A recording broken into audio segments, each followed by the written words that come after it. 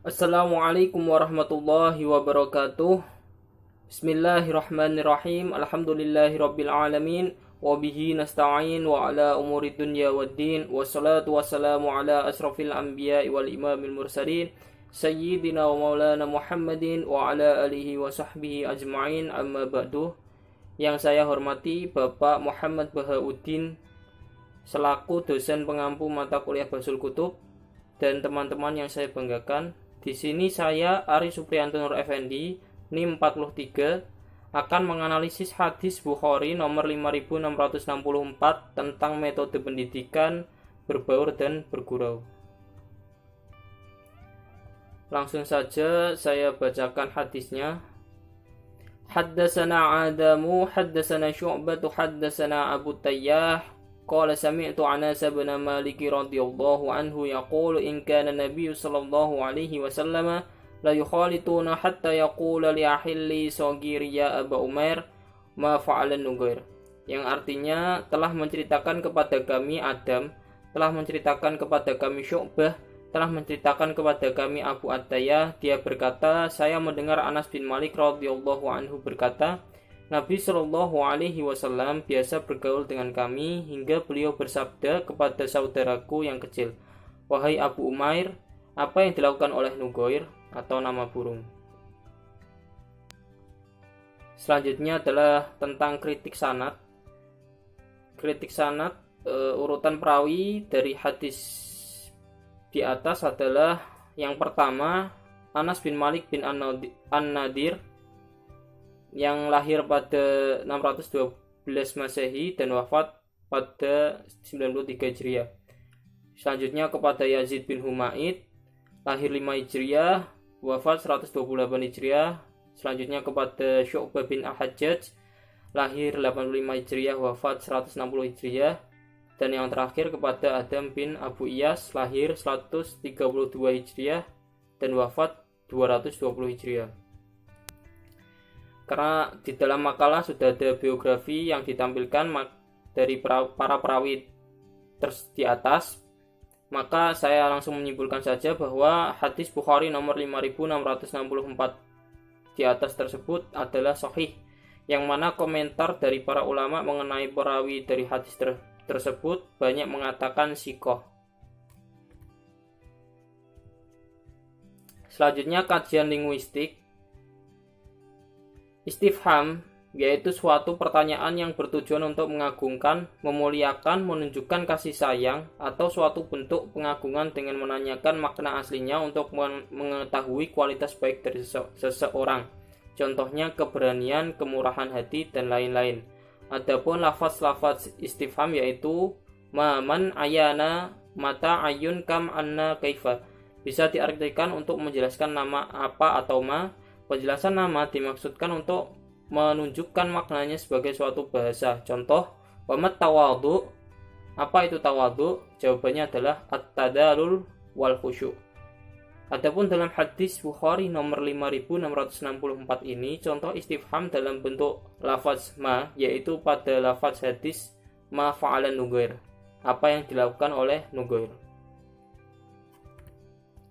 Selanjutnya kajian tematis komprehensif, yaitu membahas tentang hadis yang relevan atau hadis penguat dari hadis di atas.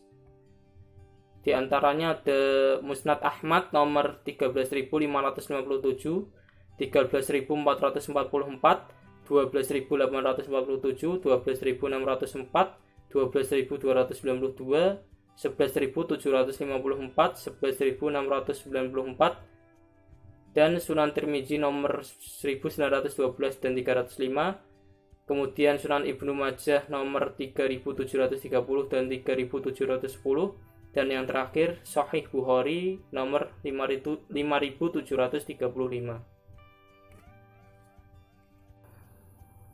Selanjutnya adalah kajian konfirmatif. Yang pertama pada Quran surat Al-Kahfi ayat 77 yang berbunyi A'udzu billahi minasyaitonir rajim. Bismillahirrahmanirrahim. فانطلقا حتى إذا أتيا أهل قرية استطعما أهلها فأبوا أن يضيفوهما فوجدا فيها جدارا يريد أن ينقض فأقامه قال لو شئت لاتخذت عليه أجرا, yang artinya maka keduanya berjalan hingga ketika keduanya sampai kepada penduduk suatu negeri, mereka berdua minta dijamu oleh penduduknya. Tetapi mereka atau penduduk negeri tersebut tidak mau menjamu mereka. Kemudian keduanya mendapatkan dinding rumah yang hampir roboh di negeri itu. Lalu dia menegakkannya. Musa berkata, jika engkau mau, niscaya engkau dapat meminta imbalan untuk itu. Mengambil ayat Al-Quran di atas karena kesamaan antara ayat jidar yuridu ayang qadda fa'aqamahu dengan muatan hadis maf'alan nugair. Burung dan tembok tersebut seolah-olah diberi sifat manusia, di mana burung diberi sifat fa'ala yang mempunyai faidah disengaja dan tembok yang seperti menginginkan roboh. Yang kedua Quran surat Al-Waqiah ayat 35 sampai 36 yang berbunyi Bismillahirrahmanirrahim. Inna ansha'nahunna insya'a faja'alnahunna abkara, yang artinya sesungguhnya kami menciptakan mereka bidadari dengan langsung dan kami jadikan mereka gadis-gadis perawan. Ayat ini menjelaskan bahwa ada seorang wanita tua mendatangi Rasulullah. Ia menanyakan perihal surga. Wanita tua tidak ada di surga, sabda Rasulullah. Mendengar perkataan itu, sang wanita tua itu pun menangis sejadi-jadinya. Rasulullah segera menghiburnya dan menjelaskan makna sabdanya tersebut dan membacakan ayat di atas. Sang wanita tua tersebut kembali tersenyum. Perlu dicermati, gurauan tersebut merupakan suatu kebenaran yang memiliki nilai edukatif dan banyak ilmu pengetahuan. Seseorang dilarang bergurau dalam hal serius. Rasulullah sebagai suri tauladan telah memperhatikan bagaimana semestinya seorang muslim bersenda gurau. Beliau juga bercanda dengan keluarganya karena dengan bercanda dapat mengakrabkan, menimbulkan kasih sayang, dan memberikan edukasi positif. Selanjutnya adalah analisis realitas historis. Pada kajian ini mengarah pada asbabul wurud hadis. Adapun asbabul wurud dari hadis ini adalah ketika anak laki-laki kecil dari Ummu Sulaim yang biasa dipanggil dengan Abu Umair memiliki burung kecil. Rasulullah Shallallahu Alaihi Wasallam jika menemuinya, beliau menghiburnya agar bisa tertawa. Tak kala Rasul melihatnya sedih, maka Rasulullah Shallallahu Alaihi Wasallam bertanya, apa yang terjadi padamu, hai Abu Umair? Para sahabat menyela, wahai Rasulullah, burung kecilnya mati. Rasulullah bertanya, wahai Abu Umair, apa yang telah dilakukan burung kecilmu itu? Selanjutnya, analisis generalisasi. Berdasarkan hadis tersebut, Rasulullah telah bersenda gurau terhadap seorang anak kecil tentang an-nugar atau nama burung kesayangan yang seandainya pergi atau mati dari dirinya. Itulah bentuk gurauan Rasulullah yang menjadi pelajaran bagi kita sebagai seorang pendidik. Hal tersebut mengajarkan agar kita tidak terlalu cinta dengan makhluk yang memang menjadi kesayangan. Diguraukan dengan sesuatu yang memang belum terjadi dan akan terjadi sehingga siap ketika waktunya datang. Senda gurau atau humor ala Rasulullah SAW adalah sesuatu yang benar, bukan dibuat atau bukan pembohongan yang besar. Kita dapat lihat dari hadis tersebut bahwa gurauannya adalah bagaimana jika anak burung yang sedang dimainkan oleh Abu Umair mati. Humor atau gurauan juga bukan suatu aib orang lain yang perlu disebarkan, karena itu bagian dari menyebarkan aib orang lain dilarang oleh agama. Tetapi gurauan adalah sesuatu yang nyata, bukan aib orang lain, bukan pula kebohongan, tetapi sesuatu yang wajar yang buat orang lain merasa bahwa itu adalah gurauan yang mungkin terjadi. Senda gurau sangat baik digunakan oleh para guru dan orang tua ketika kejenuhan dan kebosanan telah hinggap dalam diri siswa. Rasa jenuh menurunkan tingkat konsentrasi.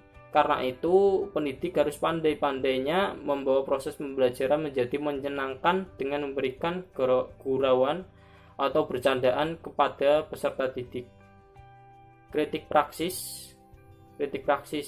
berdasarkan pembahasan hadis nomor 5664 memberikan pelajaran kepada kita bahwa calon pendidik harus mengetahui bahwa ada satu komponen penting untuk mencapai tujuan pendidikan, yaitu ketepatan menentukan metode. Sebab dengan tepatnya kita menentukan metode, maka materi pendidikan dapat diterima dengan baik. Metode dapat diibaratkan sebagai alat yang digunakan dalam suatu proses pencapaian tujuan pembelajaran. Tanpa metode, materi pelajaran tidak akan dapat berproses secara efektif dan efisien. Hadis di atas juga mengajarkan kita bahwa salah satu metode pendidikan yaitu dengan cara berbaur dan bergurau. Metode tersebut bisa diterapkan oleh guru dalam menyayangi semua siswanya karena metode ini memberikan efek dan manfaat yang sangat besar. Yang terakhir, kesimpulan dapat disimpulkan bahwa berbaur dan bergurau merupakan contoh yang diajarkan Rasulullah SAW. Dengan bergurau, kita dapat menambah keakraban, memberikan kasih sayang, sekaligus juga memberikan edukatif yang positif. Hadis ini juga mengajarkan kepada kita sebagai calon pendidik, yaitu dengan menggunakan sebuah metode yang tidak membosankan peserta didik seperti metode berbaur dan bergurau. Diharapkan dengan metode ini peserta didik tidak bosan dan menjadi menyenangkan saat melakukan pembelajaran. Terima kasih. Itulah presentasi yang dapat saya sampaikan. Kurang lebihnya mohon dimaafkan. Wabillahi taufik wal hidayah. Wassalamualaikum warahmatullahi wabarakatuh.